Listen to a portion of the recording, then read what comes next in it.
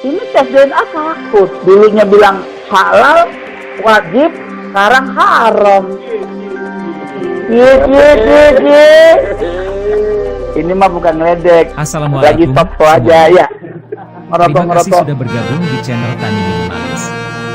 Saya Talito. Dan saya Talita. Hari ini kita akan menjelajahi topik yang sangat menarik, jadi pastikan Anda menonton sampai akhir.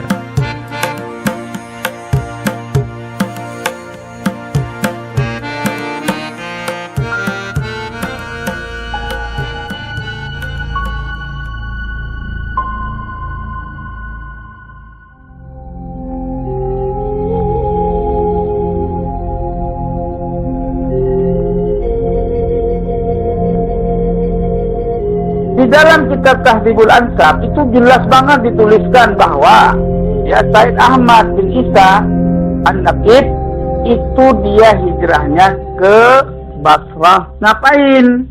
Jualan minyak.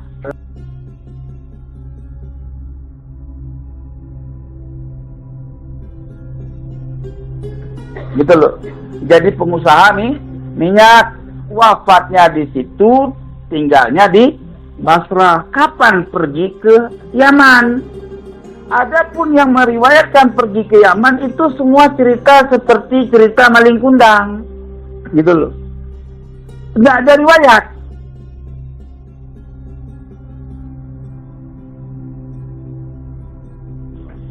Bismillahirrahmanirrahim. Alhamdulillah wassalatu wassalamu ala Rasulillah Sayyidina wa maulana Muhammad ibn Abdullah sallallahu alaihi wasallam wa ala alihi wa sahbihi ajma'in, amma ba'd.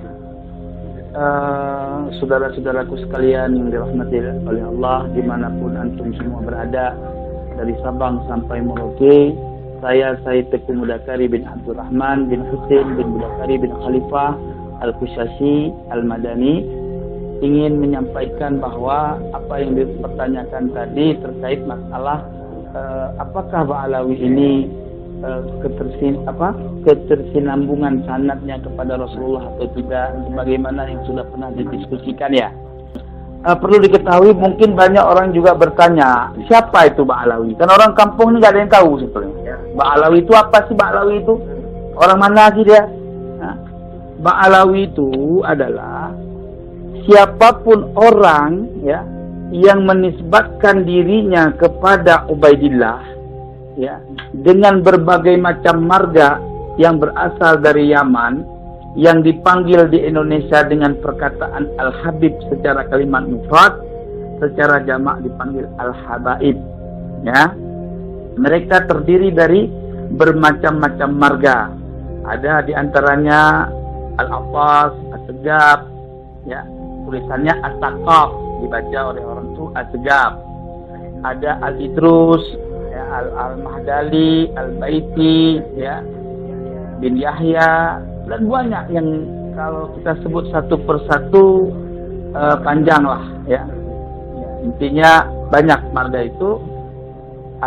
Al-Hidrid apa tuh? Al-Hidrid ya, Al-Madahid, Al-Madajid apa Al-Madahid itu kan. Ribet bacanya kita. Yang masyhur di Indonesia, yang masyhur ya, Al-Idrus, As-Segaf,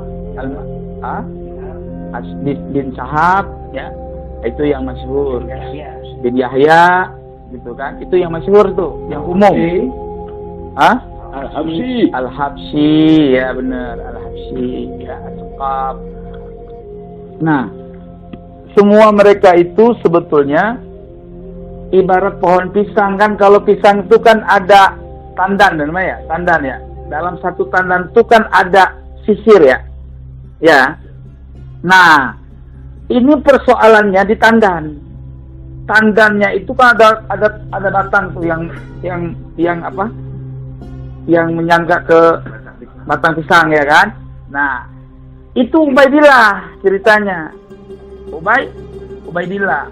Karena Ubaidillah ini fiktif, nggak ada orangnya, ya. Bukti fiktif nih, gampang banget kalau mau buktikan kalau memang Ubaidillah itu asli ada orangnya. Ya, pertama, makamnya Ubaidillah itu palsu. Kenapa palsu? Ya, Kalau nggak palsu, coba buktikan, jangan nunjukkan makamnya, boleh jadi digali. Apa ada orang kan gitu loh. Ya, ini bukannya sentimen, bukan, fakta nih.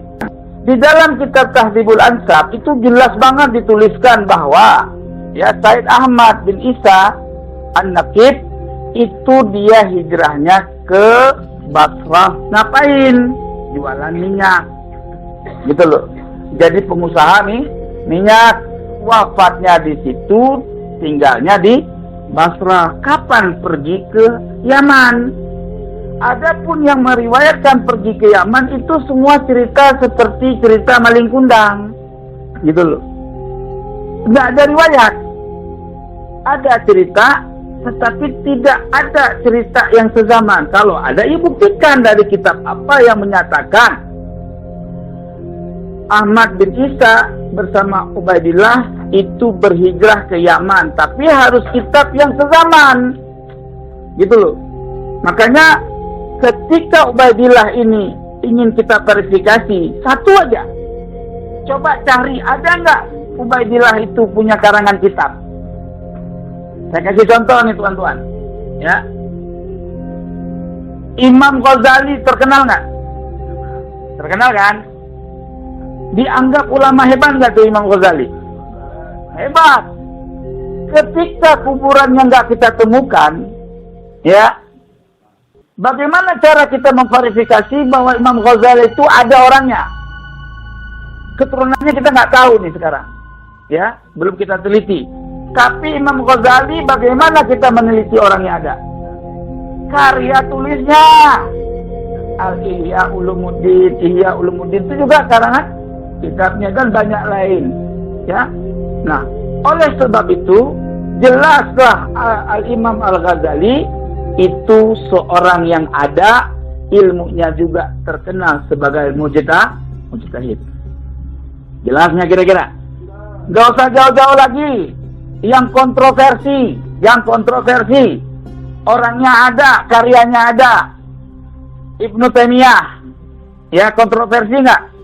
Kontroversi membuktikan keberadaan Ibnu Taimiyah dengan karyanya, betul-betul. Ada nggak karyanya?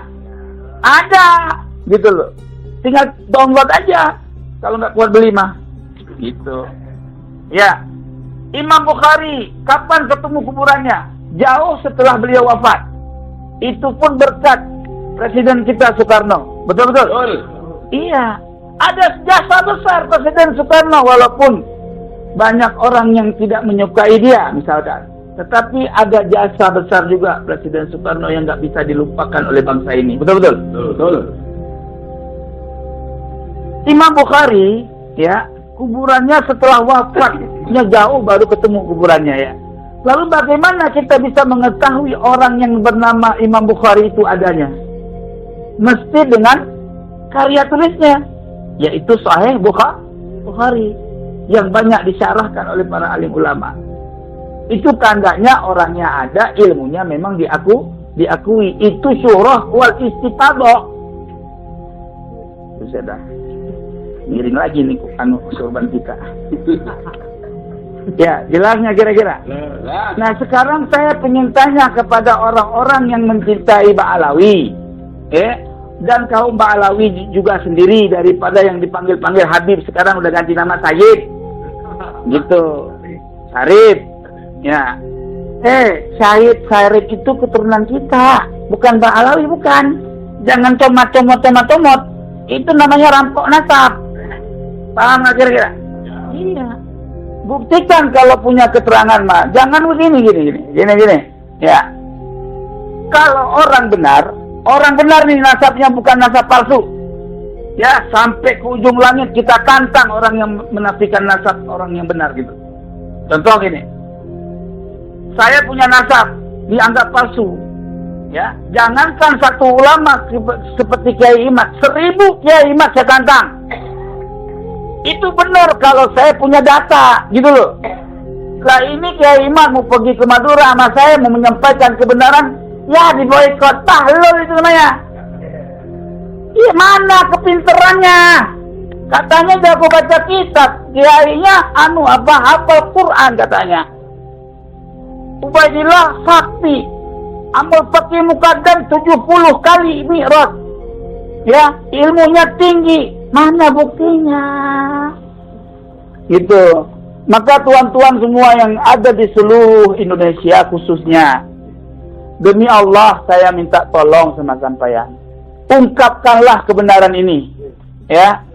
Ungkapkanlah kebenaran ini tuan-tuan semua. Ya. Mau kiai sorbannya pendek, kiai sorbannya setengah, kiai sorbannya panjang sepanjang kereta api, ya. Tolong cari kebenaran, jangan pembenaran. Cari kitab-kitab. Ada nggak yang menuliskan Ubaidillah anaknya Ahmad bin Isa?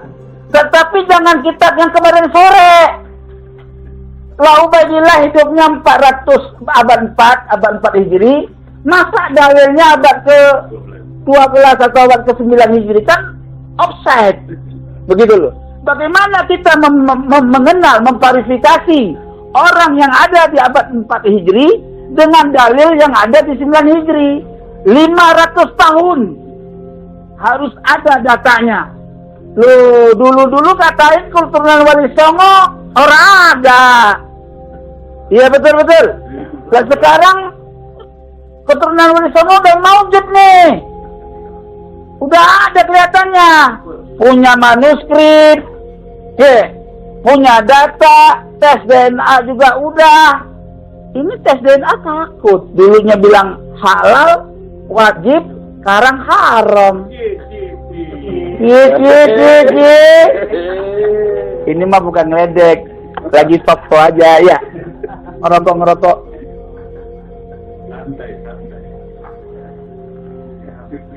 Di Jawa santai aja. Iya. Ya. Jadi teman-teman, saudara semua, wahai kiai-kiai semua se-Indonesia, buka dada kalian. Persoalannya ini adalah cucu Rasul, masalah membawa-bawa zuriat Nabi. Kalau bicara zuriat Nabi, ya kudu pasti atuh. Nyampur bahasa Sunda, bener gak itu? Hah? Iya kudu terang gitu loh. Iya. Katanya, ya nyambung. Katanya nasabah Alawi seterang matahari. Ya, terangnya mana? Kok Ubaidillah nggak bisa ditunjukkan dalil? Itu Robito pada kemana? Ahli nasab yang ada di Robito pada kemana aja? Itu buku-buku nasab yang udah disebarin, tanggung jawab dong. Kasian tuh Habib-Habib itu pada, itu buku nasabnya mau dibawa kemana? Munsibnya itu kemana tanggung jawabnya? Lah ini timbang lawan 2 orang, 3 orang di se-Indonesia kayak Imad Said Mudakori lagi nongol sama Kiai Mogi sama Gus Pakih, ya, Gus Abbas, ya. Timbang lawan kayak gitu udah pada takut. Apa pakai sistem nyuruh kiai-kiai cemen-cemen suruh tantang kita. Jangan begitu, ya. Jangan begitu. Jadi teman-teman, saya berikan informasi, kalau kalian terus menghalangi kami untuk menerangkan kebenaran yang kami ketahui, jangan sampai terjadi kayak Rohingya.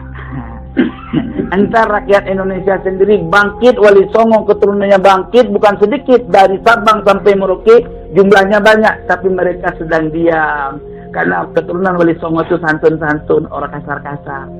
Iya, maka oleh sebab itu saya mohon kepada kepolisian, tolonglah berikan kita untuk menyampaikan kebenaran di kalangan masyarakat dengan hak. Kalau kira-kira yang mendukung Mbak Alawi punya ilmu, ya datang diskusi baik-baik, santun. Enak kan bawa kitab, sharing gitu loh, sharing. Jangan kayak kemarin debat kusil ya. Begitu tuan-tuan, mungkin ini aja yang dapat saya sampaikan. Mohon maaf lahir dan batin bila mana ada kekurangan. Al-insanu mahalul khati wan nisyan. Saya manusia, bukannya malaikat dan bukannya juga para nabi. Saya bukan wali, manusia biasa yang kudu banyak salah. Kalau saya salah, kasih nasihat. Kalau saya benar, ambil kebenaran itu karena dari Allah Subhanahu wa ta'ala. Saya akhiri jumpa ini dengan saya buka kacamata saya. Wallahul muwaffiq ila aqwamit thoriq. Wassalamualaikum warahmatullahi wabarakatuh. Waalaikumsalam.